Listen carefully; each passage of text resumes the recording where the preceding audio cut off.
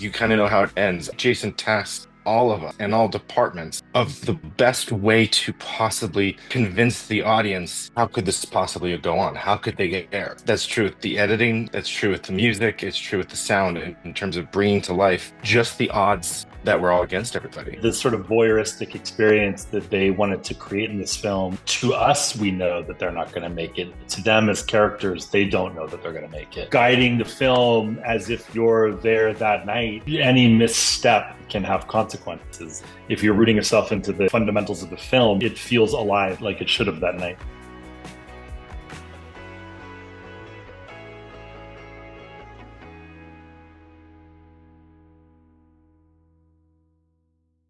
Hello, and welcome to this edition of Sight, Sound, and Story, a program where we have the unique pleasure of talking to the artists and creators behind film editing, sound, and cinematography in major motion pictures and television shows. My name is Chad Anderson, and today I am delighted to be talking to the creative team of editors and sound designers of the new Jason Reitman film, Saturday Night, which tells the story of the 90 minutes before the very first broadcast episode of Saturday Night Live. I'd like to introduce the editors Nathan Orloff and Shane Reid, and from the sound department, Lee Gilmore, David Butler, and music editor Chris Newlin. Later on, we'll be joined by Will Files as well. Guys, welcome to the show. I really appreciate you being here. I'm really excited. I will be honest, when I went into this film, I had mixed feelings about this. It's not necessarily my genre. I wasn't sure I was going to love it. I got caught up in it. I did. I got halfway through. And it's interesting because it's a story that you kind of know how it's going to end. You know how obviously Saturday Night Live exists. And so there wasn't any question about like, was this going to be successful or not? But still, I was, on the edge of my seat rooting for it. I'd like to ask first for both the editing team and the sound team, was there something about the tone of the film, some directive that you were given from the producers or from Jason Reitman, or something that you said early before you even started doing work, the ideas that you were going for in terms of tonality of what you're trying to achieve in terms of direction? I think actually just exactly to your point that you kind of know how it ends. I think Jason tasked all of us and all departments of the best way to possibly convince the audience, how could this possibly go on? How could they get there? And that's true with the editing, that's true with the music, it's true with the sound in terms of bringing to life just the odds that we're all against everybody. Yeah, and I think the sort of voyeuristic experience that they wanted to create in this film, to us, we know that they're not going to make it. To them as characters, they don't know that they're going to make it. So it's sort of like, guiding the film as if you're there that night, and any misstep can have consequences, and rooting it in that space. And sure, we have the privilege of looking at it later in time, but if you're rooting yourself into the fundamentals of the film, it feels alive like it should have that night. Yeah, it cracks me up what you said about, how the story ends, but even watching it 100 times, like you're still kind of on the edge of your seat because like I just don't know if they're gonna make it, and they still do. And I just, you gotta give props to, Shane and Nathan on that because they just kept everything so tight and frenetic and snappy, and there's no meat on the bone at all, and it just subliminally just keeps ramping up the tension the whole time. Yeah, and the directive that we were given from dialogue was basically try to keep it as messy and as like sort of busy as possible, in just to keep that sort of anxiety and the tension of just chaos in Lauren's world, just keep that going and have that energy keep pushing forward right up until the very end, whereas everyone's been saying, we know how it ends. But when David Tevitt's just like go live, it's like, oh, they made it this time. Even with, as Lee said, repeated viewings, I get that feel every single time I saw it. My wife has seen it twice now, and both times she's like, I knew it the first time, and I definitely knew the second time, and I still wasn't sure if they were going to make it. Yeah, it ends up being like a sports movie where, like, you don't know if Rocky's going to win in the end, but Rocky's going to win in the end, but you're like still, you watch it 6 times, you're like, man, I'm on the edge of my seat wondering if they're going to pull it off. And then later on in the film, not to give any spoilers, but Connor Cooper Hoffman's Dick Ebersol character says, hey, let's punt till later. And I'm like, maybe this is a fake episode. Like maybe this is a fake movie where this is not about the first 90 minutes before the first episode. This is the first 90 minutes before they punted for a week and they just avoided having to go on. Speaking of which, the idea of the pacing of the film, you talked about the idea of the kind of this rush pacing. The film ends up being, from my standards, an hour and 48 minutes. It's the story of the 90 minutes. So you want to keep kind of within tempo of that 90 minutes. It's the 90 minutes before the airing, before the start time of the first broadcast of Saturday Night Live. And so you want to keep in that 90 minutes. In keeping in that 90 minutes, was there a conscious effort in your head to think about real time versus movie time? And was there an effort to kind of keep the pace going throughout the entire film? Through the editing and through this kind of rushed aspect of it, because there's a lot of story you're telling in this. I'll tell you this much: we never artificially tracked that the goal was in real time. It's the script was in really tight, great shape. There's not a ton of stuff left on the cutting room floor. It kind of just Shane and I just sort of had this, meter of like, especially since we have these timestamps of like, all right, maybe the time in the timeline was 14 minutes. If we tell people it was 12 or 13, you're going to buy it. It was always about like, or do you buy that this much time has passed? So it was a very much a gut feeling versus like a construct. Did you find? I found with certain aspects of the film, I think the chaotic part is Lorne's comfort level. His that he believes truly in his heart that he's going to pull this off in 90 minutes. So he goes out to the ice skating rink to go find John Belushi and then has a passive, calm conversation with him where it seems like in his head he's tense, but on the outside he's not sweating at all. He seems like, oh yeah, we're just going to have a calm conversation. And I think there's interesting moments in this where it's rush, and then there's a slowdown where they have a personal conversation. Was there a feeling in terms of the editing about speeding up and then slowing down and then speeding up and slowing down, kind of this kind of relief valve of moving into that space? I think sometimes you'd have to feel out when it felt like it was just too much compounding on top of each other. The energy was just too much over and over again. You could feel that you wanted a space to kind of breathe. So we would, those scenes, again, like Nathan was saying, were pretty well designed in the screenplay. They would, Rosie and Lorne would go into the editing room and have a conversation. I think in terms of him at the ice rink, it's like, I think what it shows, I think the chaos not only comes from Lorne feeling like he can pull this off, but it comes from how many obstacles he has to deal with in one evening. And Belushi's just a rare animal. He knows how special he is, but he knows he needs certain hand-holding that other people don't need. Garrett, he can walk away going like, you were cheap. See you later. I can't deal with this right now. But Belushi requires that extra time. And if anything, I feel like people feel more anxious when it's slower because they know that clock is ticking the whole time. And you're not afforded, a luxurious conversation around your feelings and needs. But you sort of realize that he has to create the space for that, on top of it feeling frenetic and problem solving like within the minute. How involved was Jason Reitman in the process of doing this? How he was watching, he was seeing what's happening. He was listening to their how was he involved in making corrections or making thoughts or notes or whatever it may be in terms of I'm thinking at this point about the pacing in terms of that. Did he ever come around or say, this is too much of this, or this is not enough of this, or we need to amp this up to 100? What was your feeling about him in post-production? Well, the first spotting session we had with him, he sat us down with Will and I and said, this is, of all the movies I've done, this one's the most important for sound, which is, big gulp there. But it was great because, his mandate was just to keep the energy alive, keep the authenticity alive, and then we approached that from a bunch of different angles. It helped that the picture was already like so snappy and everything, but just the placement of sounds and especially like when it came to like background sounds and things like that, because he had this mandate from the beginning that he never really wanted to play like steady beds or anything like that in the background where things felt calm or just kind of vanilla and generic. So we really dug super deep in trying to create this huge palette of spotted background sounds that we use from Steve Morrow, who's our production mixer, with these ambient mics in the ceiling and stuff, and just captured all this like super authentic, big personality spotted effects of, people moving around on the set and all that stuff.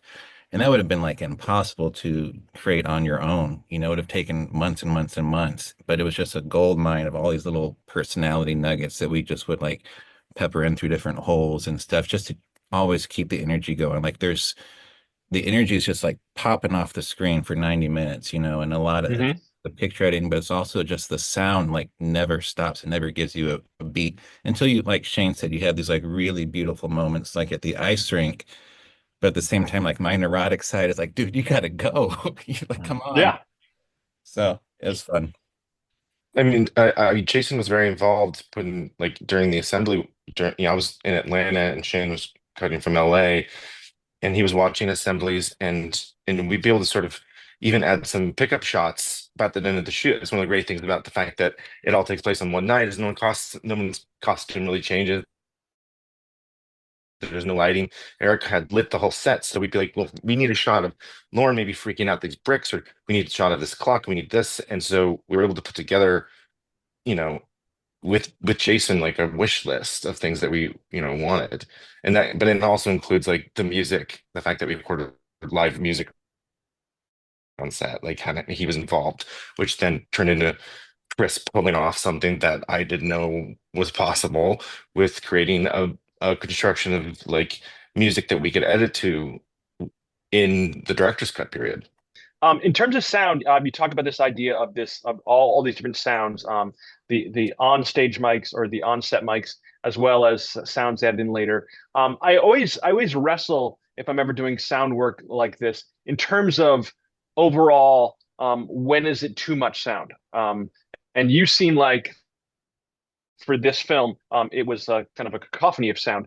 There is constant sound coming from everywhere. I can't even imagine what the surround sound mix was like, because there's so many sound effects and there's so much sound, and there's music and there's dialogue and there's noise. At what point did it not get overwhelming to have so many tracks of different sound effects and sounds happening simultaneously, as well as thinking about music and simultaneously trying to keep the dialogue at least apparent enough? Because there's, especially in these long tracking shots, there's sound, there's Billy Crystal drifting in and out, and there's Chevy Chase drifting in and out, and there's assistants and Neil and everybody else drifting past, and it's man, I can't even imagine trying to keep track of it all. It's just, but that's part of the chaos of it, of just all these little nuggets, as you suggested, all over the place. At what point did you wonder, is this too much, or is this overwhelming, or was it just feed me more in terms of sound? Well, you had to be really surgical with it. It wasn't just like, let me just take a paint roller to this thing. There were moments where we did duck out. There's like just fun punctuation marks at the end of a conversation where you just hear a single door close, and it's just like a little, button on the end of a scene. Butler can speak to, how he handled like group and stuff for all these spotted areas. It goes back to your previous question of how involved Jason was. I can count on two fingers directors that have showed up to group ADR sessions. And this was one I asked for him to be there because I wanted to make sure that we got what he was looking for correctly. Because as Lee said, we didn't want beds. I don't typically like beds. I like to do like pockets of conversation for group. And what we ended up doing is setting up two U87 microphones on opposite sides of the ADR stage, and then taking a group of 4 actors, giving them a job. So you're going to be electricians. You're going to be the sets, and set them up on either side, and then just have them work. Say, here's the sort of setup for the scene. Now do your job. And that includes, not necessarily having a constant conversation with someone, but you're shouting things out to someone else across the room. You were asking questions. It was make things peak. Don't have a bed. Have these little peaks and valleys of background voices, and then just sort of put it in. And then from there, that sort of created this atmosphere of, typically with dialogue, less is more. But in this one, was taking the approach of more is more. And if we wanted that sort of messiness and the chaos, it meant going into Steve Morrow's tracks and then finding out in every single shot who is talking right now.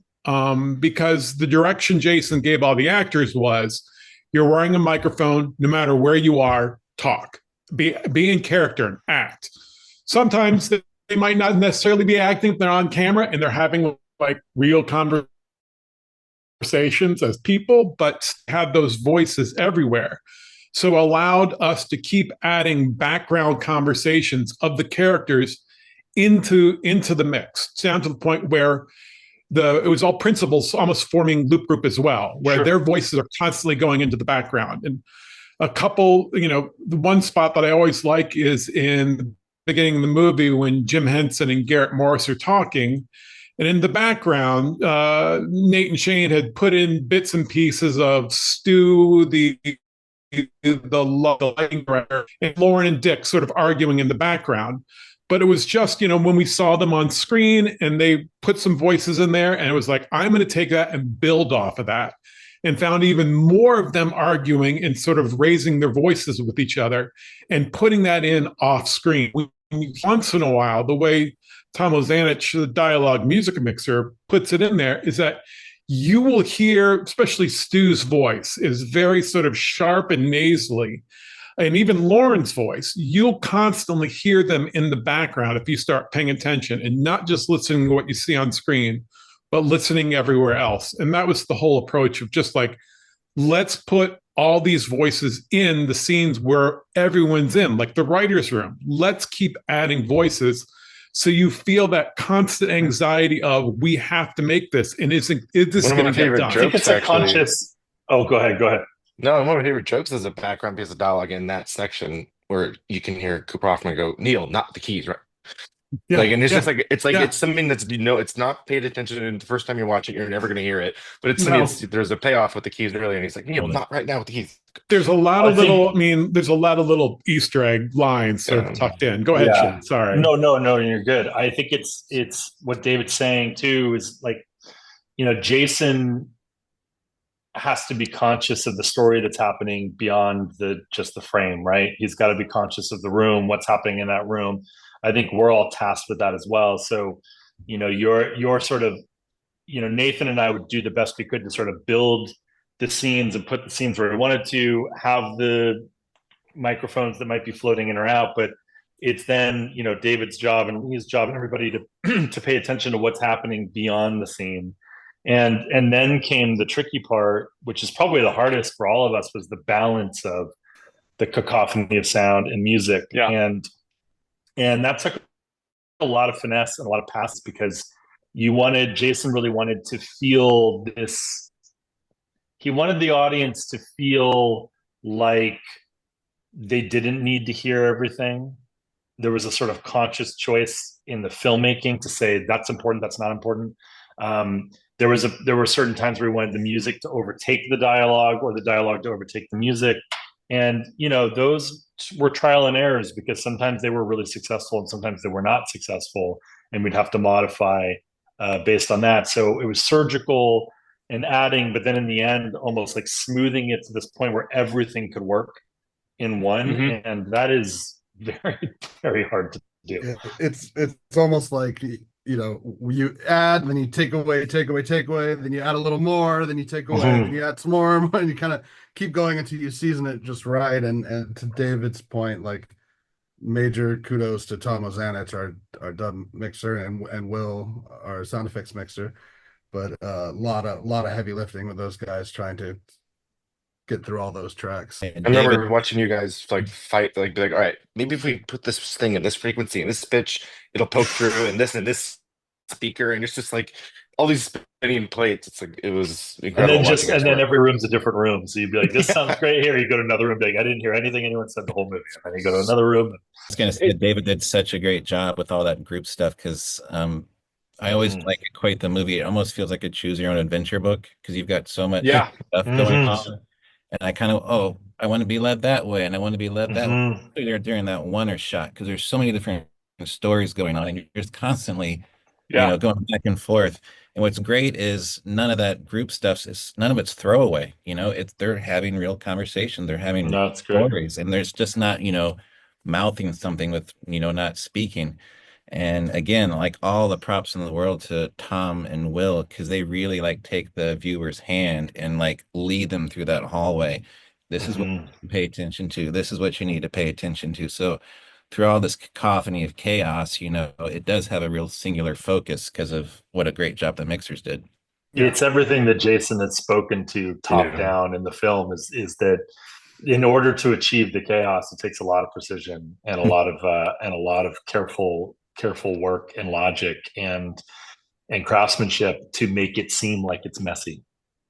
David, that you were saying the idea that because in certain parts of the film you're really focused on this conversation between Billy Crystal and Lorne Michael, and you're here and you're in this moment, but simultaneously, and it's sort of like in the viewer's perspective as well as in Lorne's perspective, there's an explosion happening down the hall. Mm. Don't pay attention to that right now, but there's no way it's not in the back of your head right now. So we're in this moment here, but there's a little sneak of, oh, don't forget Yeah. that so and so just is in a fist fight with so and so over here, and meanwhile the producers are over here worrying about Johnny Carson, and you're like, oh god, and you're like trying to focus on this conversation. There's that great moment when Lorne Michaels on the phone with Johnny Carson having that conversation there, and simultaneously, the Dick Ebersol, Cooper Hoffman's character is with the Polaroid, and you're like just sweating, going, please don't focus on that. Just listen to, the conversation here, and his mind's in 12 different places, and the way the sound is in 12 different places. You're like in sort of in Lorne's head in that capacity. It's a really interesting approach to how to get into what I would consider the protagonist's head of, hey, there's these little sounds happening in the distance, there's these little fires that are happening that you're eventually going to have to deal with. I'm curious, how much extra stuff you had. I feel like you put microphones in the dressing rooms and in the trailers and in the by the catering table just to pick up extra sounds. Did you have a lot left over? And even with the video editing stuff, with the content of footage there, with the coverage you had, was there a lot of stuff left over?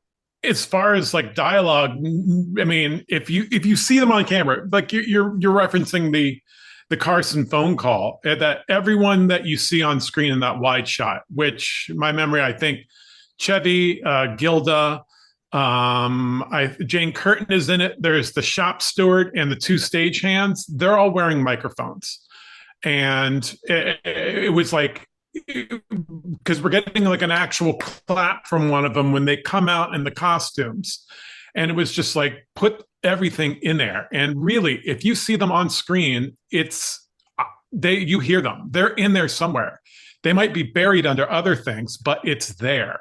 And that was like the whole approach of, we're taking, Jason originally wanted to use all the mixed tracks that Steve had made on set. And Steve was even telling me afterwards that Jason would come up to him and say, did you get this one? Did you get this one conversation in the background? Because he's not hearing it in the mix track. And Steve is like, yes, it's all there. Everything is there. Don't worry about it. And that ended up being this great, I've called it like, it was an archaeological dig, where I got to like keep digging more and more and keep finding, oh, here's another voice. Here's another voice. To keep adding into the mix. And what I love about that with the Carson phone call that you mentioned is that you're saying that so much else is going on, that the great part of the mix in that moment, and I think someone asked me about this, is, are you supposed to not really hear what Johnny Carson is saying right there? And it was like, Johnny Carson is played at a pretty good level on the phone. You can hear everything.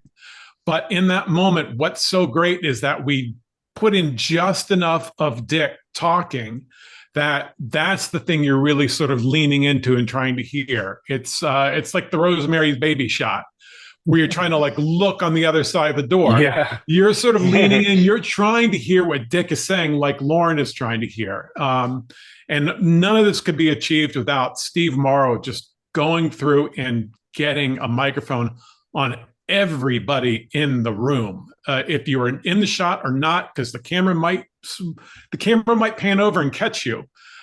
Even putting microphones on every single instrument for when the band is playing. Nothing left to chance, which makes my job simultaneously more difficult and a lot easier because I have access to everything, and everything got put in there. I remember when Jason first explained that shot when we were in the assembly, and I was like, "Wait, you want to hear both?" And he's like, "Yes, I want to hear the phone call." And I was like, Yeah. It took me a while to get my mind around it, but No, I love it does.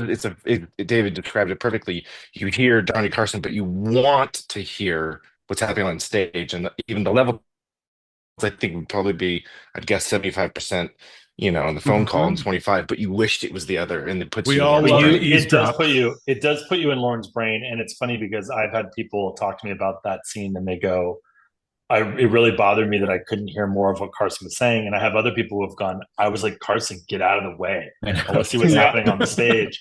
And that's that's where I feel like the film, you start in Jason's intention, you start sort of on this left foot and you're trying to figure your way out. And then you find your footing throughout the film. And I feel like that scene in particular is when you really lock into like really being on the ride with Lauren, because Jason's really challenging you as an audience on where your perspective is, and we're now seeing it through his lens. So if that phone is going away from him and he's looking at this, we're now so locked into Lauren's experience that phone call 5 scenes earlier might have been a different scene. Yeah, I think it speaks to all the authenticity of it too, and having all those different perspectives. During that whole Carson phone call, like Shane was saying, you want to be hearing Carson, but it's almost like you're you're at dinner at a restaurant, and you're supposed to be paying attention to like your girl, but there's someone getting broken up with behind you.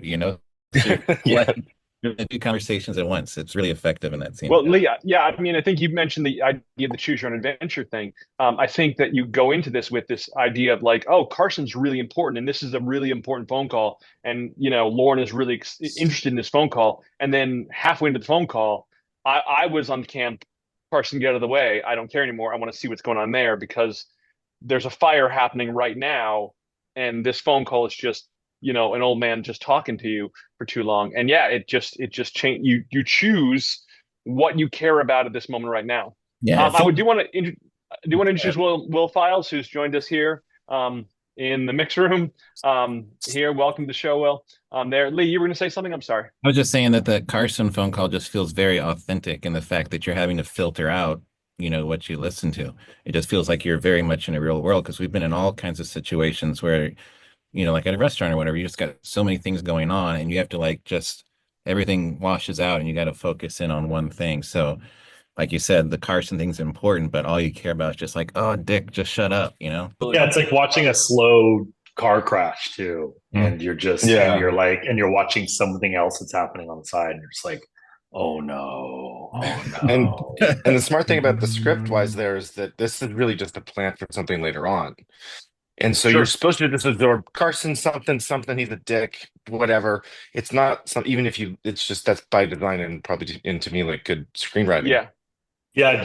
Nathan and I were just having a chat with Jason, and he was talking about a Hitchcock quote about, if you show a building blow up, then it doesn't really matter. But if you show the ticking time bomb 5 minutes before it's ticking, and this film is like tons of those plants, and I think it's why you, even Chad, seeing it, you're like, oh, I got way more immersed than I thought I would going into this kind of film. And I think upon repeat viewings, you're like, all you see are these seeds that are being planted, which were very, they were in the script, but it was also the way that Nathan and I would, help to structure it, and where we would place things. And, and it was always this idea that like, you set this thing off and you leave it and you go somewhere else. And the audience always knows that these things are happening. And the timestamps really helped us with that, but that's what this film is full of. It's full of little fires that are going on throughout the whole night. The Carson scene's a fun example of what we did a lot in the film sonically, which is that we used the mix much like a camera lens to basically put things in and out of focus sonically and to sort of lead the audience towards the thing we wanted them to be paying attention to. Because not only are you seeing all these things happen all the time, but you're hearing all these things happen all the time. And if you think about it and sort of analyze what's happening in the mix, we're very consciously leading the audience sonically towards paying attention to certain things.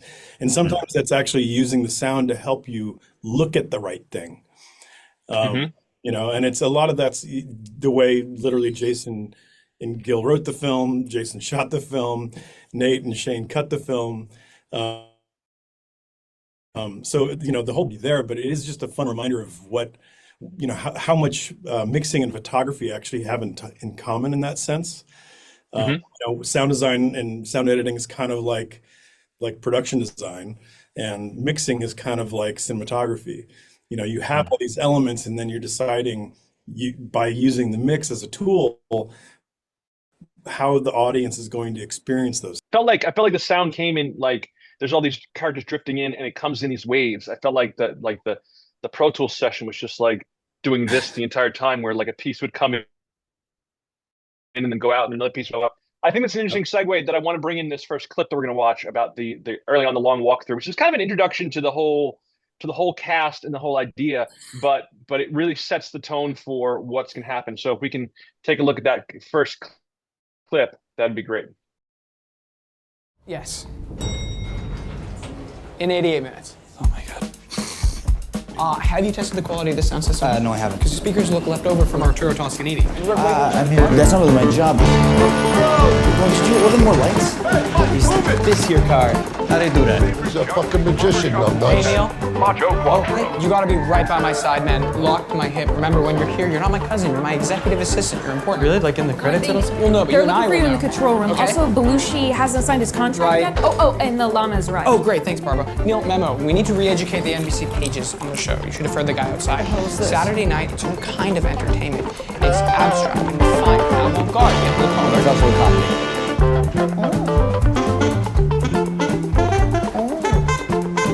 Gilda, come on, we need you for rehearsal. Oh, careful. You're still drying. This is monumental work, Ethan. Mr. Kressner, would you please tell our studio audience? Jane, you still attack.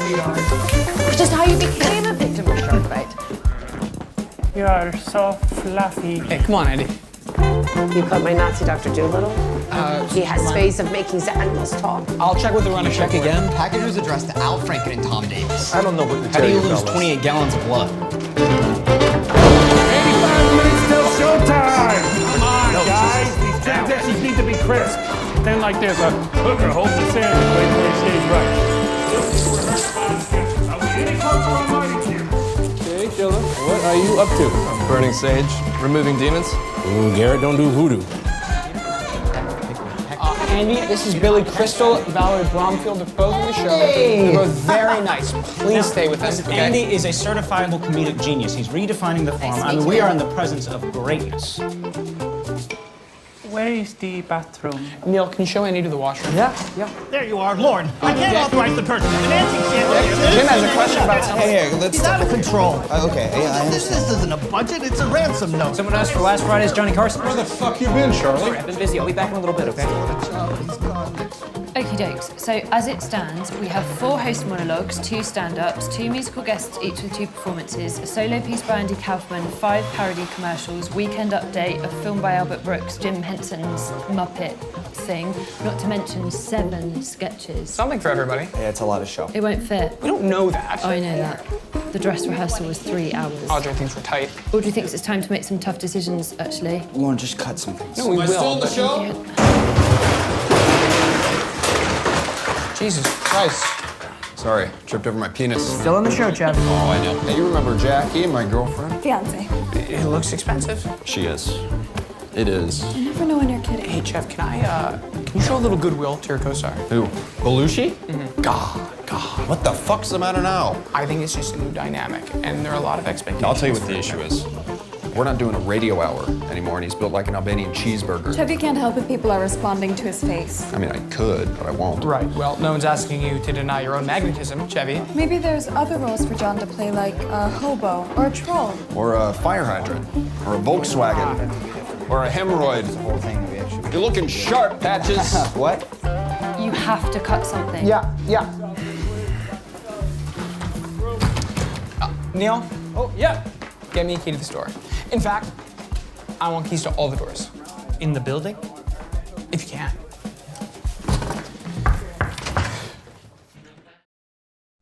So yeah, tell me about this clip and tell me about the sound work in this clip. There is a lot passing through in this whole scene, and it's done extremely well in terms of navigating through all these characters. And basically, it's almost like a who's who cast introduction. We had about 24 mics, I think, for this one going. And also the ambisonic mics that Lee was referencing, we had those as well anytime they went into Studio 8H. And it was basically, again, just unearthing as much as possible. And this was a scene that was really, the blueprint was really laid down in Nate and Shane's tracks, where they knew in advance that we'd have to do a lot of panning, because to keep everything in the center channel, and when a character is already gone, the cameras move past them. I always think the Nazi Dr. Doolittle line, we have ways of making the animals talk, and like Anne is like off camera at that point, and we can't just have her in the center channel, but Lauren is already continuing to move down. So having access to, to no longer using the mix tracks and going strictly, this set the tone of what we wanted to do. Have every individual mic going so that at any point Tom had the ability to place a character where he wanted on screen, even like at different depths in the frame.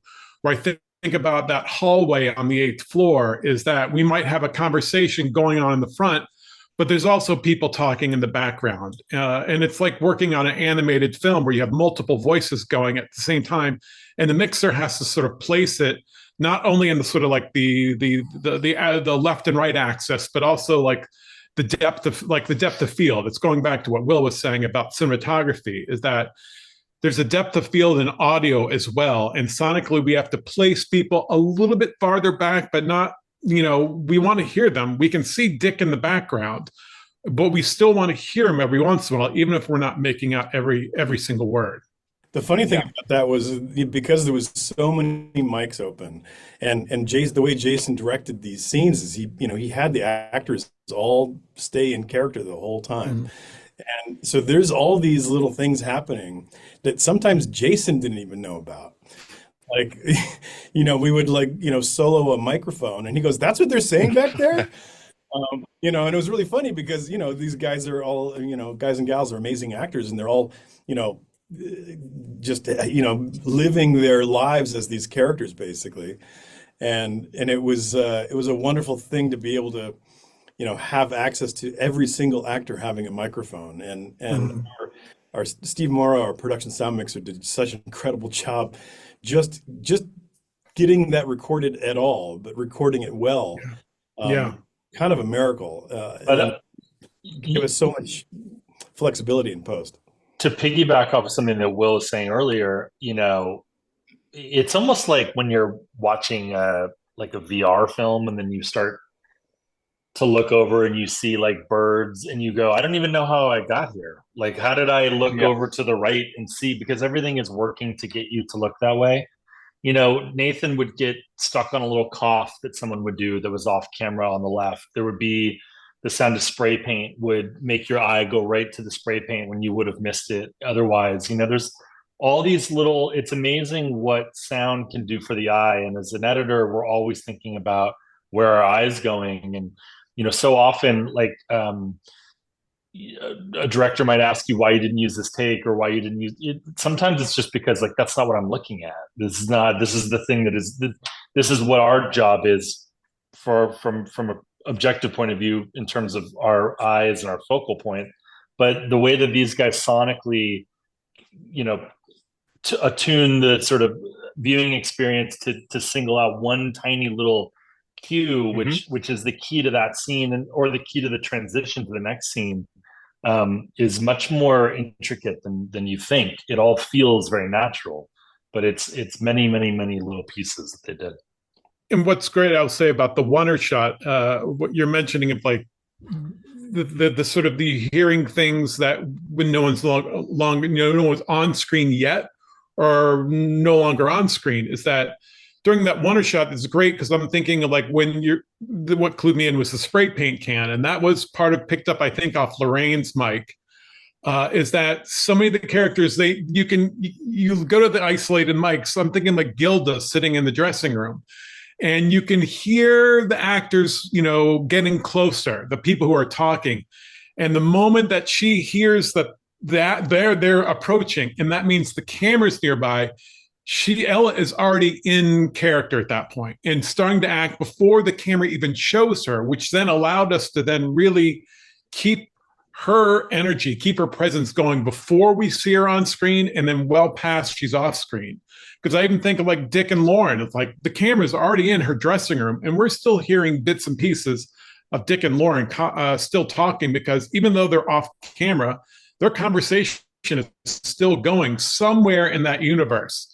Those characters are continuing to talk, and we could put that in there, which was, it continues to add to the chaos and really making it feel almost like verite to some extent of you are actually been placed in that studio. You are the VR person walking through the 8th floor of 30 Rockefeller. Shane was nailed it earlier when he just said the whole thing feels very voyeuristic. Yeah. Yeah. It was one thing it was interesting in production is that they, talk about chaos and voyeuristic, but it's funny to convey that chaos. It was incredibly orchestrated and incredibly planned and rehearsed to a T. And the first version of that Wonder never went inside 8H. And it was something that we brought up to Jason that, like, in order to, in the next scene, we're going to now cross cut from the control room to the lights fall. And we were talking, it was like, I think geographically we need the Wonder to go inside 8H, show, and then go back inside. So it was actually so wonderful to be part of production in that regard. And in order to like sort of not like fix problems before they start, but be part of that open collaborative process that Jason is so wonderful at. What was that process like, Nathan? Was that Eric and him blocking it out and you being there? I don't know. That was just honestly like they were, they would do rehearsals and some of the stuff would do on his phone, and it was something I was like, he first was like, "Oh, isn't this cool?" And I was like, "Yes, it's fucking amazing. It's so exciting." But he had this thing where he pointed the camera at the 8H, the doors, because as they open, and it was supposed to be like he's teasing it, and the doors closed. It was like, I want to go in. And he was like, "Oh, you think we should go in?" I was like, "Absolutely, gotta go to the doors. I'm here. I'm now in. I went from outside and now I'm in. I gotta go." Like, he's like, "Okay, I get that. It makes sense." And that's when they changed the choreography. Yeah, it's such a plate setting for the whole film too. You got to see everything. That's so cool, Nathan. I didn't know that. I mean, I didn't know that either. You editing the scene in before it gets shot because it's a Wonder, right? But like, of course, why wouldn't the editor be a part of that process? Well, it's very easy to think that editing is not part of a single shot, but it is like everything. It's about, but if I'm going to do that and I'm going to go there, like we're thinking in terms of how you would structure a scene. So it's like you're structuring it and you're like, but I can't stay out of this way. So I think that's, again, what Nathan's saying is the wonderful thing about working with Jason is that he hears all those points of view and he understands them. And that's why he surrounds himself with people who care about what he's trying to do, see what he's trying to do, like-minded, but also speak up and have points of view. And what's great also by doing that, Nate, is that was Joe then, hearing Joe, the stage manager, was he ever in there? Because when they go into Studio H the first time and you hear Joe, just like, you can tell he's on his last straw at that point. It's such a great introduction of this, like, you think it's stressful out here.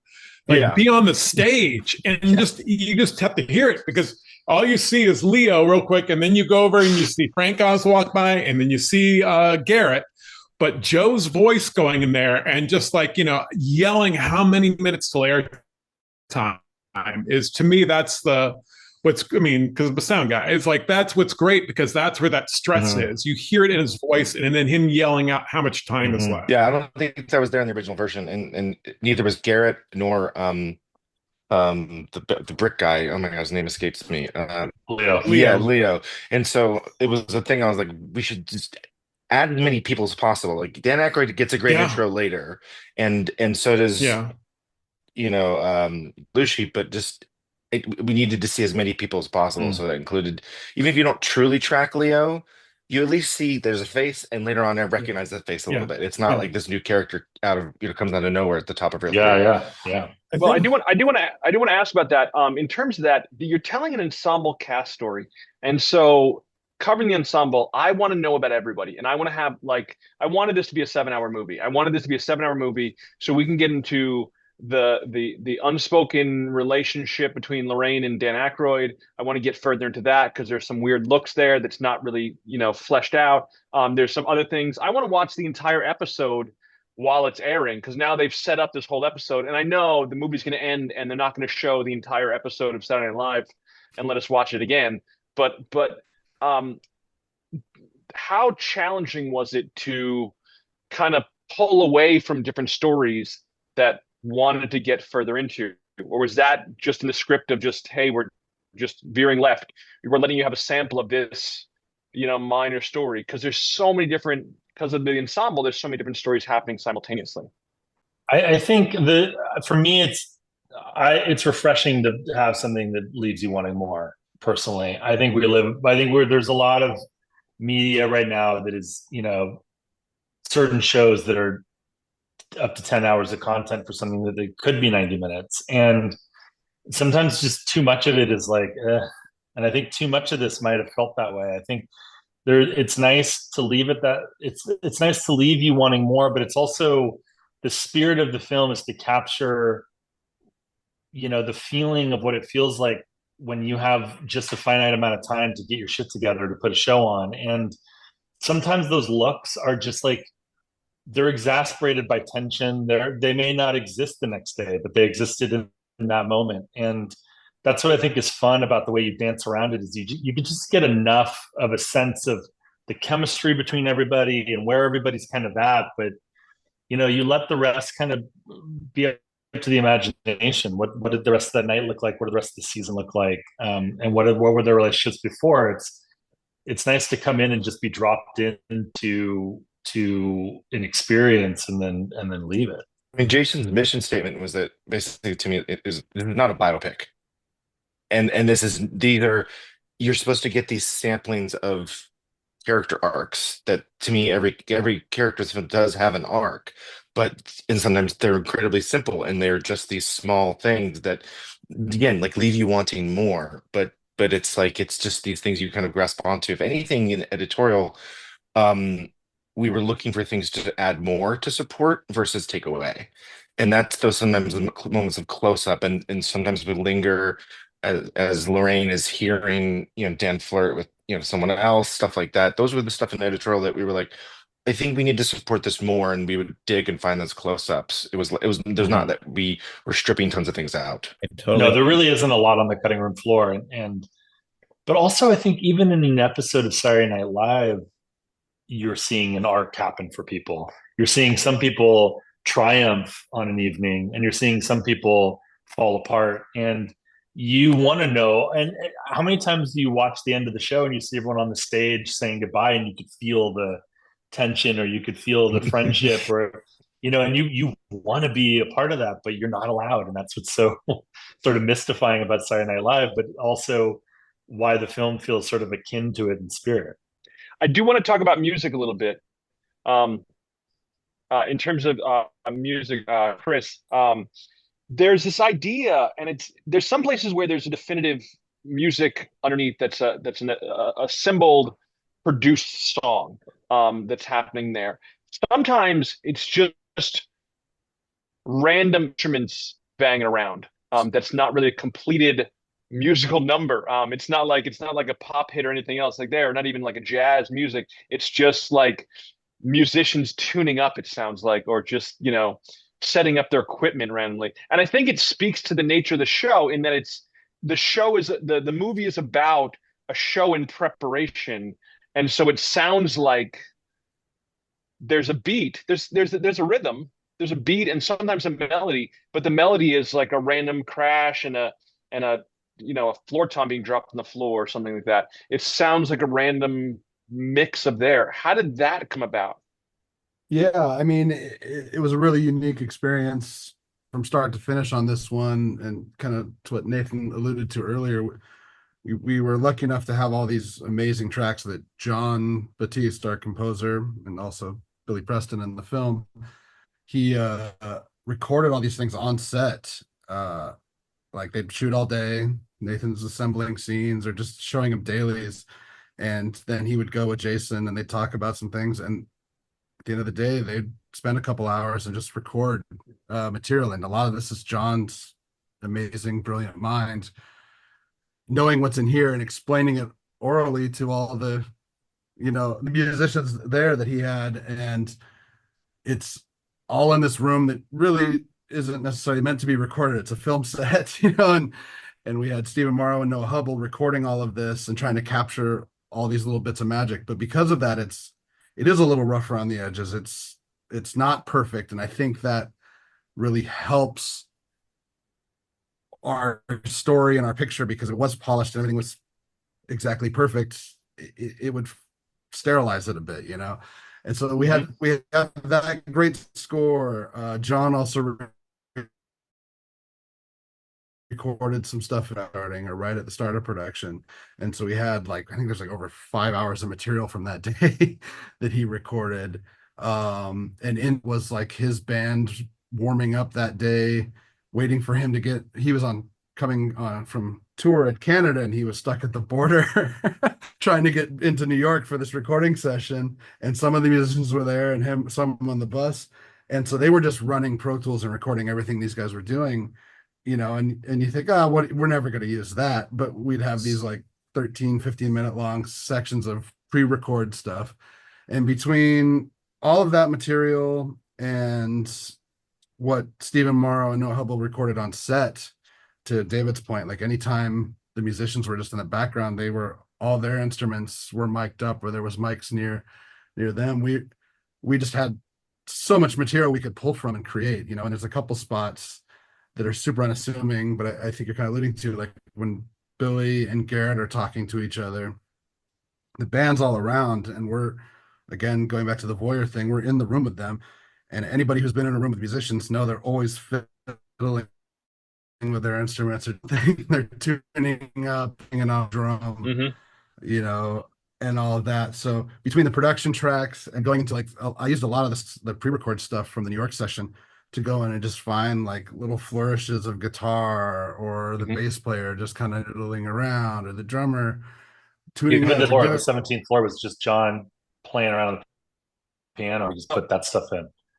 That was the next thing I was going to say. And then the other thing that still kind of blows my mind is, I get a Slack message from Shane one day, and he's like, do you have any, just somebody playing piano in a room, they're at a party? And I was like, well, maybe I can find something on YouTube. Let me see. And I was like, oh, we have John recording, probably an hour or two of piano where he's just doing his thing.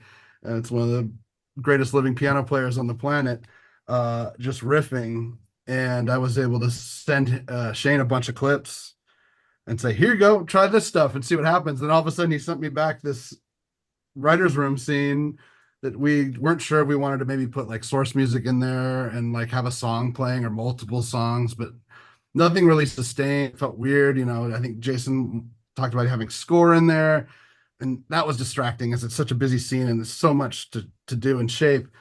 And then here's Shane getting all these little piano clips, and he did this perfect thing that walks the line between all of it and just stays in the background, but scores all these little moments, whether it's a camera movement, a reaction from an actor, or things, but also plays as Paul Schaefer playing in the room. And it's such a brilliant approach to that scene that gave it life, just like everything that David and Lee did to make that room chaotic and alive. It's very electric, that whole scene.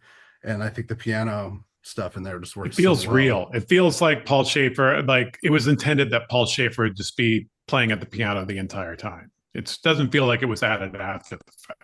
Yeah, Nathan and I went through that scene a few times and talked about music, and we would, there was also like a fatigue, like anything, even with the timestamps of the same doom, doom, doom. You'd start to be okay.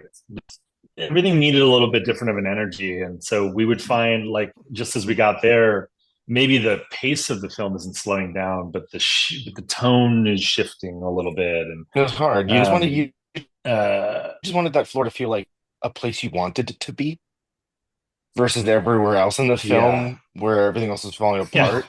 And that's why score wasn't working, the source wasn't working, and you putting the piano in there was like, oh, now it's a saloon. Now these are just friends hanging out, and it's like, and now it's, to me, the other scene that it is incredibly voyeuristic, where you're just getting snippets, and doing the piano there allowed like these fun edits of taking it and breaking apart these character moments and intercutting them in very unconventional ways, and the piano being this borderline score source diegetic, not just unlocked that. I think, to shine the light on Chris though for a second, like, John's doing all this live music, but he's doing it to some picture that Nathan's showing him, but he's also just getting inspired and running with things, and there's no picture that he's doing it in time to, so obviously things are going to change. And Chris came in and broke down the songs into these little pockets of that you could sort of build out and then modulate. Exactly. And we've talked about this before, Nathan and I, with Jason. Like, I think the film found its rhythm, the film found its spirit through those recordings, but also through the way Chris made it capable for us to use the spirit of what John was doing, and like have this communication with John, through editing as editors, where we could build out the way that we felt like the film wanted to move, by using Chris's work, and then we didn't have to do anything later to it, like that. We were able to build the film and then feel the film and then sit with that, so I don't know if Chris wants to speak to that, but it was incredibly helpful to the post process. Yeah, I mean, it goes back to your earlier question about Jason being involved, and Jason obviously was heavily involved working with John and conceptually the style and vibe they wanted to go for. And then it was like he got back to LA. It was like, okay, now I want to be able to control the music as much as possible, all the dynamics. And it was like, okay, well, I want to go down to singular instruments. And it was like, well, we're all in one room, even though we have multiple mics, all the mics are picking up all the instruments, so we can't go down to like stems or mute things. But the way John and Jason had built this stuff on set was, we'd have 16 bars of just a shaker or just two instruments playing, and they'd build up and they'd break down and they'd build up. So we had these multitude of different dynamics and things we could use. And so I had kind of tasked with how do we best utilize this material. And it was like, okay, if I go in and grab these sections, and the other thing is John's talking to the musicians in the original recordings, and there's all these things that maybe you don't want, in there. So I kind of went in and found all these bits and cut them up. I mean, it took me probably a week or so to go through all the material and then present it in a way that Shane and Nathan could use it, so I could use it, and Jason could kind of direct us and shape the score. Then as we've kind of assembled it, as Shane said, then we get John, we show him what we've done, and then we go into the studio with him, and he records piano on it. He records violin and tap dancing and all this crazy stuff, and just builds upon it even more. And it was this great conversation back and forth. But the whole time we're working with our final score, essentially, work in progress. And that's just such a luxury you don't get on so many projects. Well, I feel like having John Baptiste in there, I feel like your whole soundtrack could be just John fiddling around.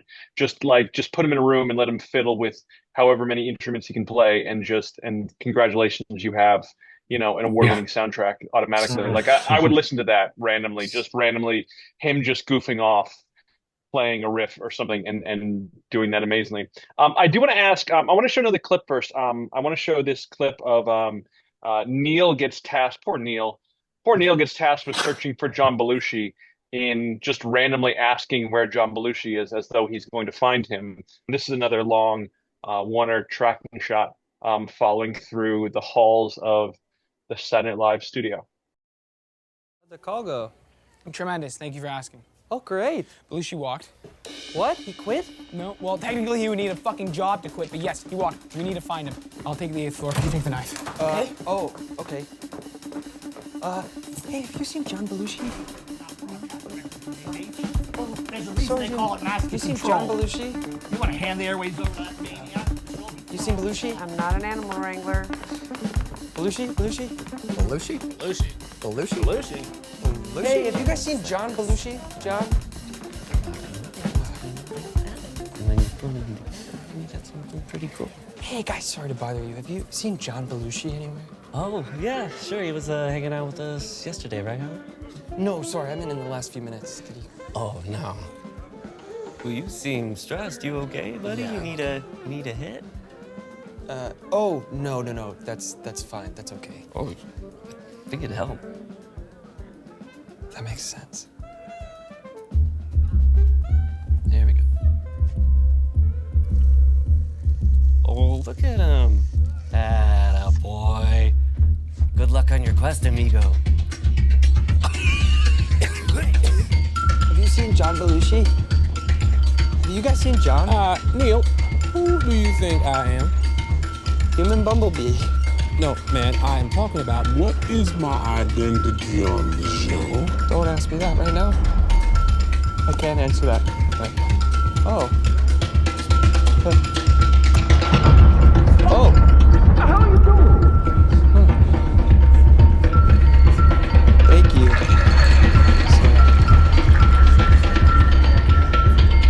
Has anybody seen John? I'm John. I'm John. I'm John. Oh, Belushi. One of them is mine. Hey, have you guys seen John Belushi? Hey, kid, why are you holding your face like that? Why are you shouting? Are you okay? I don't know. I can hear my own blood. Am I gonna be okay? Don't ask her. She's a nymph, not a nurse, kid. I know that! Look, should I be worried? About Neil? No, fuck Neil. About my act. I can't get a straight answer out of Lauren. Billy. Your family. Neil? So many things I want to bring up about that scene. I think, Nathan, you mentioned before the idea of diegetic versus non-diegetic sound. I think so much of the sound design in this is had me questioning what was diegetic and what was non-diegetic. And I'm not even sure if it matters, but there was so many things going on that are going past me that I'm thinking, oh, that's in the scene. No, wait, that's in his head. No, wait, that's just for the audience. No, wait, that's there in the moment. That's in the diegesis. That's not. That's extra. It's kind of all over the place. Can you talk about this a little bit in terms of sound? For any of this, that was totally intentional. That actually what you picked up on my favorite thing is that when the music starts after he's like Belushi walked, and then you later on you're in the rehearsal and they're like fiddling around and you're like, wait a minute, we blurred the line between. But yeah, it was fun to play with that and kind of screw with the audience. I love the fact that there's not, traditional like huge sound design stingers and all that stuff, and that you sell the tension through like glass clinks and whiskey glasses. Just so great because it's like it's just unexpected, but again, really puts you in his head. It's kind of gets muffled, as he gets closer to Gilda and Billy.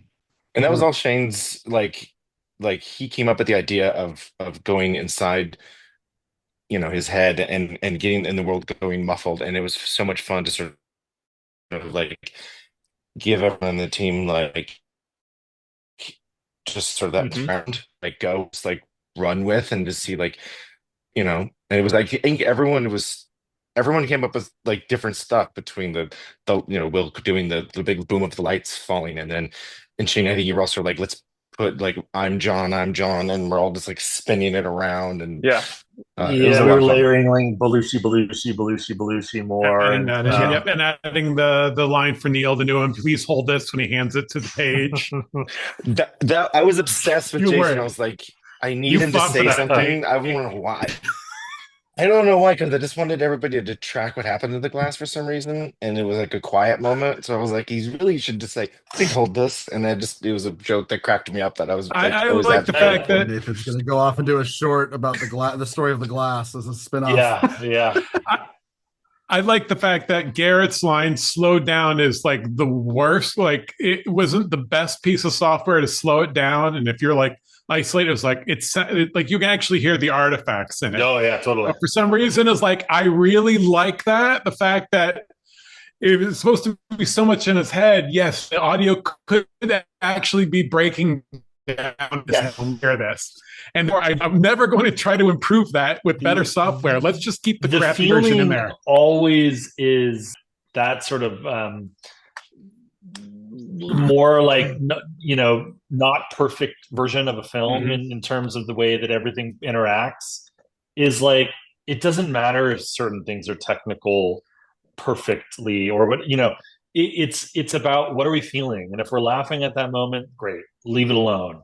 If this is heightening this, great, let's leave it alone. And it's just a balance of like, not all of it has to make sense, and I think that's what keeps you sort of in that space of like, is this happening, is it not happening? I've joked with Nathan too that like, and sometimes I'm like, is Garrett even there, or is Neil just getting super high and panicking? You know, is he wearing a bee costume, or is he just like, not that I think that he's actually like, you know, we're actually tricking the audience that much, right, but it just leaves enough to the imagination that that it just makes you have fun with it. And I think that's what we were looking for upon the second, you know, pass on this film, when after Nathan had worked so diligently on set to assemble things really quickly for Jason, and I was doing what I could to help out in the background, but we had this assembly so quick and the script was so defined that you would lay down the runway, and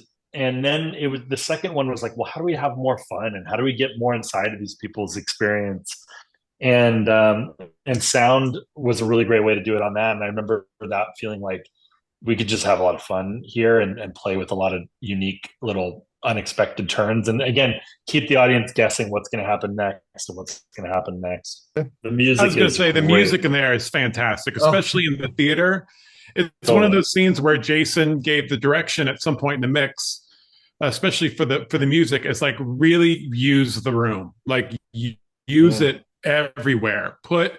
And Chris is having the way Chris's session is built. Chris, you should talk about this. It really allowed Tom to sort of mix the movie where there's just different instruments all over the place. And that's one of those scenes where it's just like, it's so much fun that the music is so alive, but in like throughout every part, every aspect, every space in that. Even though you drowned out, Tom like drowned out the trumpets or the jazz band that's playing in the background as Neil gets high, and it's like, it's so trippy. And it's one of my favorites. Incredible. At least from a mix standpoint, in general, I think it's probably one of my favorite sections of the film. And it's fun because we have the piece of score that takes Neil in is from some of the stuff when John, his musicians is playing. It was like the drummer and the guitar player just jamming. And I think Nathan, you may have found that piece, as well as the piece that's playing in the departure lounge when he's asking Paul Schaefer and Howard Shore, they know where he knows where Belushi is, and that's some of the just John jam stuff, but we made it feel diegetic. But it score as a diegetic, and then we come into this great needle drop, and Jason found all this amazing 70s Brazilian percussion stuff that is so cool in the film. And so that, then we go into this needle drop, and we actually only had stereo on that, because we're pretty wide. And again, we couldn't mute stuff necessarily, but with John's score, we could surround and place specific elements much more in the Atmos mix. But what was great about Tom's work in this section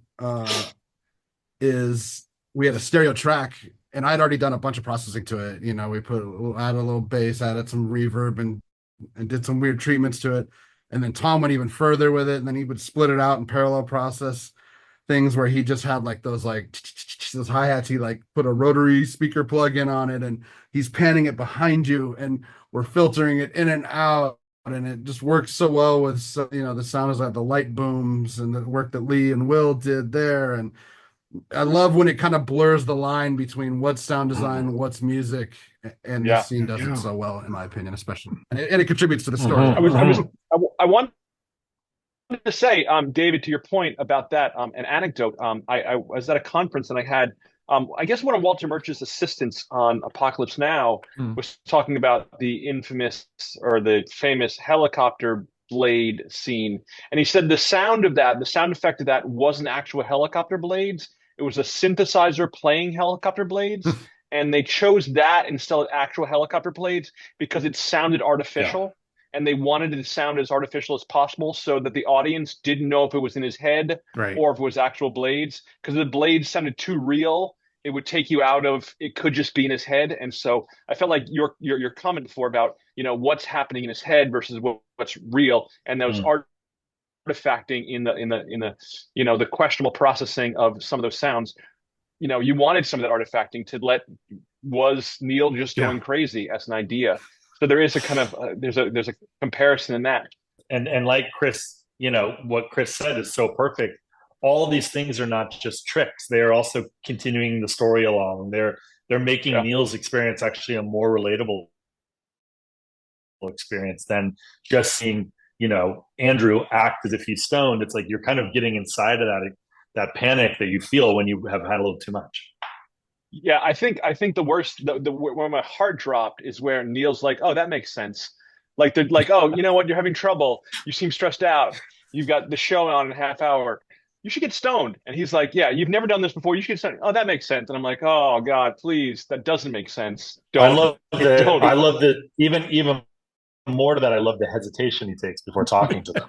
He stops and he's like, "Oh God, I really can't brace myself for this." So he's going to go wherever they want him to go. I think he said that makes sense only in one take, and it's the same take that he only did it once, where he's looking at the guy as he smokes it, like something no one would ever do. It is such a weird thing to stare at someone. That's a great You know what I mean? moment, And he only did it that time, and it sells so well that, oh my God, this kid has never smoked pot at. Andrew's so terrifying. Funny actor. I want to ask, so at random points as a kind of a punctuation, both from the editing standpoint and really the sound standpoint, there's the clock. There's a break point where we cut back to the clock, 80 minutes air, 40 minutes air, 20 minutes air. I'm trying to imagine where you decided that you needed that to break into either, sections of the film or, acts of the film.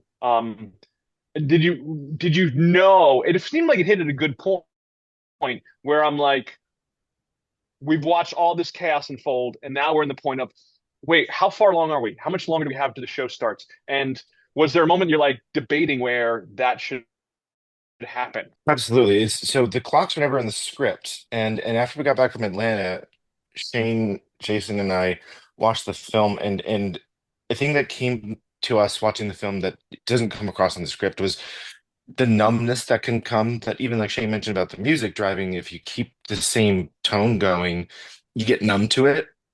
And we found that the chaos has a top of chaos and top of chaos, and then also didn't know where you were, you didn't know. So we were all brainstorming ways to inform the audience. The two things we want to solve is inform the audience, where are we? If time is the villain, you need to know where the villain is. And it's like, a little bit, even with, Sauron, you have the eye you can cut to, even though he doesn't have a physical body. But it's sort of like we needed that and needed to ground someone, and we needed to sort of like to find these punctuation breaks. And so when, we came up with the cuts of black with the clock and this, I remember even having the graphics, which actually, by the way, like the look almost exactly like the final ones, do now. It's that font has stayed with us, since the beginning. And I just inserted it in Avid with all sync locks on, and it just cut out all sound and music, and it was gone. And I hit play, and I was like, oh, That's actually cool. I was like about to construct a whole music thing under it and how to bring it out, and we're like, no, actually cut out all sound and music and then just one wood block on the tick. It was this wonderful way to add juxtaposition and pace ourselves. And throughout the process of the director's cut, it just sort of found our gut of when we needed that juxtaposition and in terms of where we were with time to go to the It end. also was a little bit in tandem with sometimes, you know, the film does sort of play out in mostly like it was written in the script, but there were certain things that we had to shift around in order to just keep the train on the tracks. Good example is like when Jim Henson and Garrett are talking in the beginning, and then Michael O'Donoghue comes up, the camera sort of followed Garrett over to talk to Billy and the band.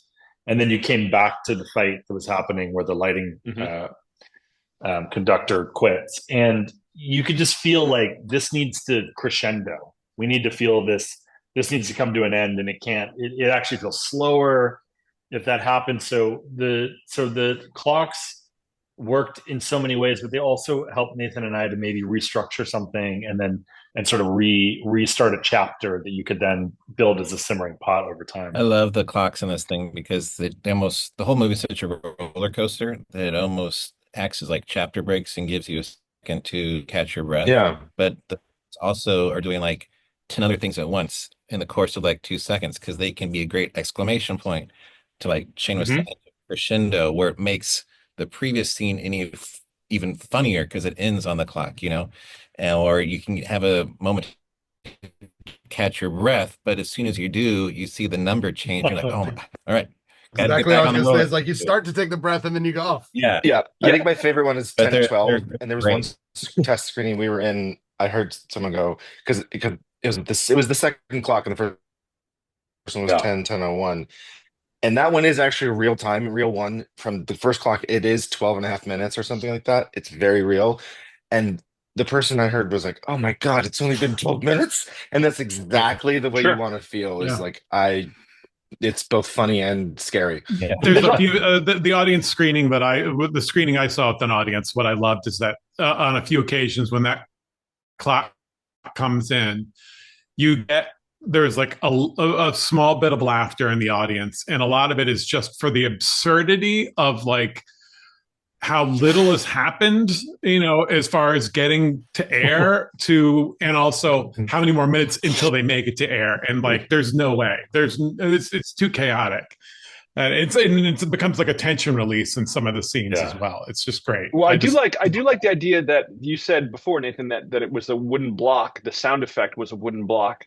Or wooden blocks hitting. I didn't know what the sound effect was, but it was maybe the most painful sound effect that I had ever heard. It feels like being stabbed in the heart every time that little thing clicks. You're like, it's just like, it's so sharp and so like, it's not like a hammer hitting. It's not like an explosion going off, but something about it, the tonality and you know, the upper frequencies hitting and that sharp, you know, attack.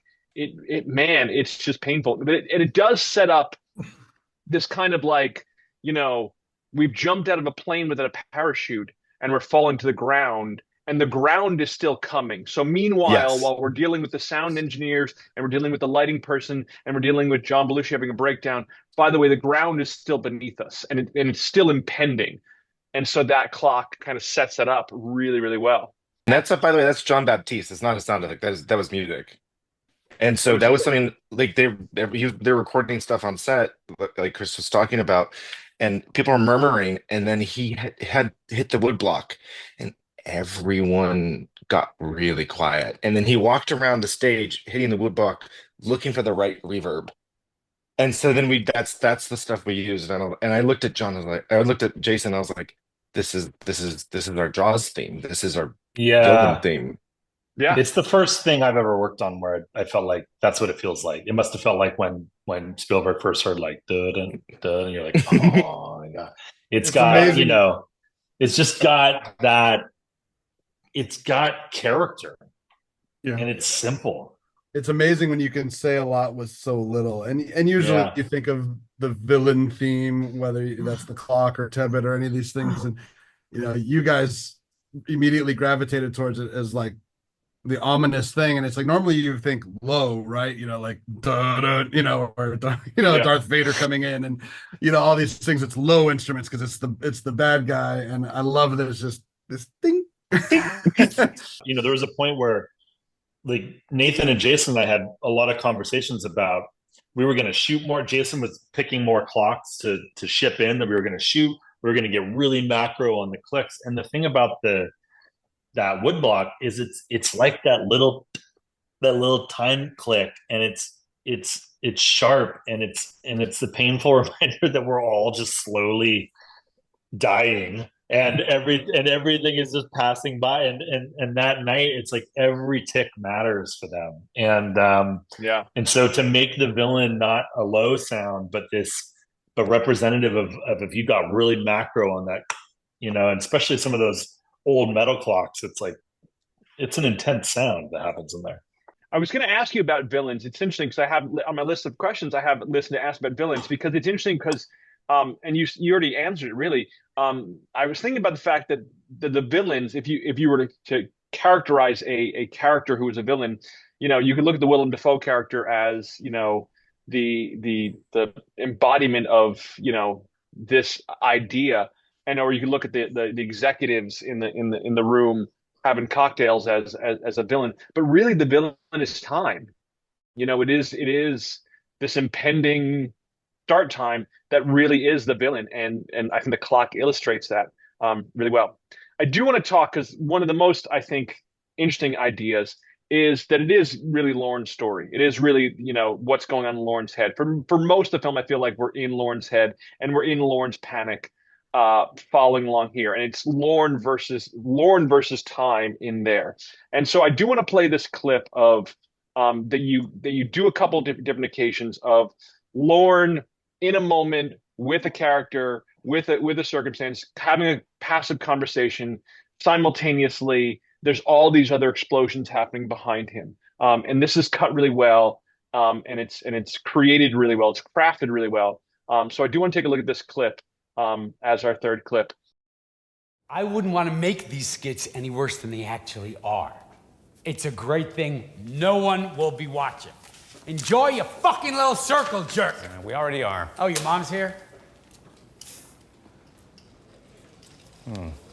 Well, he's in character.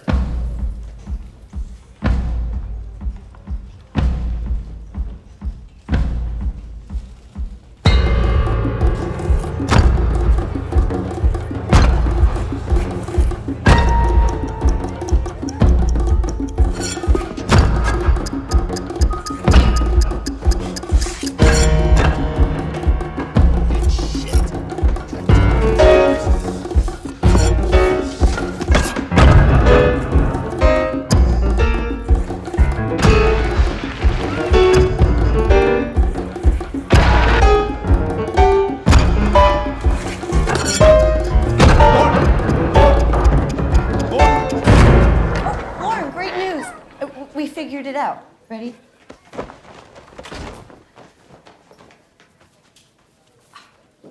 Ta-da! We cut the toga sketch. Oh. It's the flash frames. The flash frames kill me. It is because you've already seen them. You already see like you're replaying like previously on this episode of Saturday Night. So you see this, and all you need is what are that, like 3 frames, 5 frames of a cut to get the point of, oh, Post-its. Oh, forgot about the Post-its. Oh, forgot about the Johnny Carson. Forgot about this. Talk me through this. There was this impression I felt like when we first watched the assembly that, like we were saying about Neil, there were ways to try to get inside of these characters' minds a little bit more. And this just seemed like really ripe for something like this. It really felt like, the bricks were this kind of weird character that's been happening, and they were clearly like a point that was being made by the filmmakers about how lo-fi this operation was, or they're building this house, and and so I think what was interesting about this whole scene is how things that felt like they were methodical and part of the process were could be scary when all of a sudden like your the character's feeling about the evening switches, you know.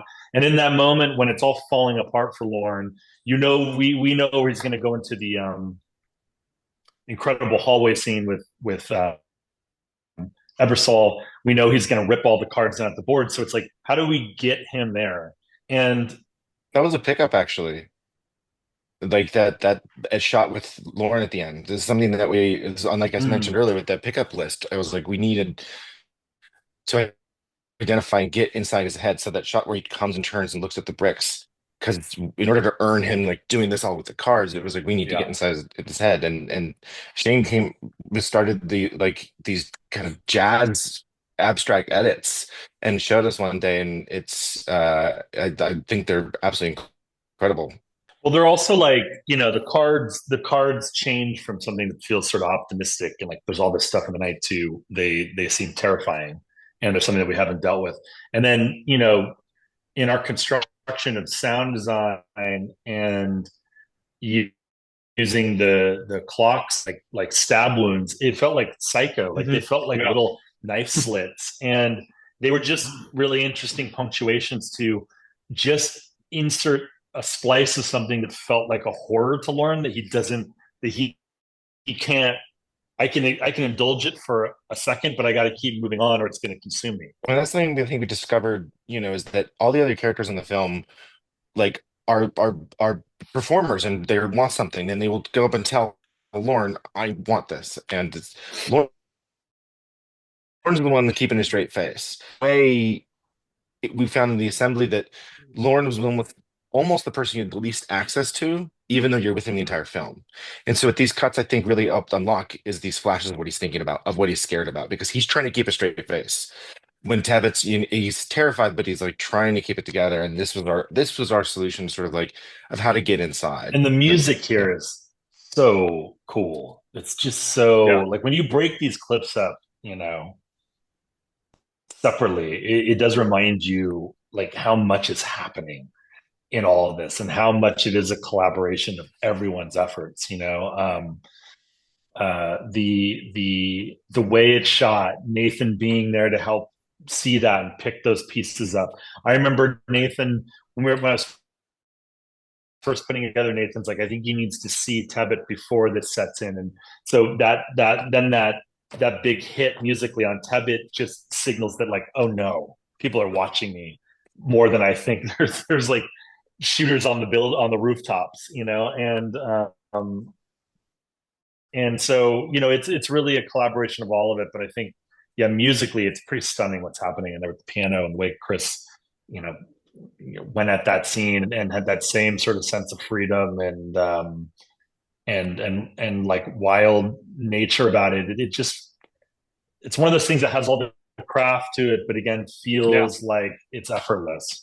And it's like, I love that it's all departments too. It's like it's between us picking up on set and a new style of editing the original assembly didn't have, plus this music that Chris did and the sound of the bricks that we spent so much time finding the right scrape sound. It's like all fronts, all the different departments are all doing like these wonderful things to all, you know, come together, I think, in this clip specifically. Well, I think, you know, not to get overly poetic, but there is this idea of the bricks as a metaphor to the building of the show, right? So like, you know, because he's putting all these bricks together and he's putting all these pieces together and they're trying to rush to get the bricks on the ground, simultaneously you have the large slapping of the sound of the bricks, because the bricks are hitting the floor in the same way the cast members are hitting each other and the crew is hitting each other. You get that metaphor. And then fascinatingly beyond that, you know, for this production, which I really appreciate you guys coming through for this episode, you know, we've had a large group of crew here who, from what you've said during this interview, you guys all work together in this kind of wild, huge collaborative way between, you know, mentioning the sound recordists on set and the loop groups and, you know, John Baptiste and all these other people.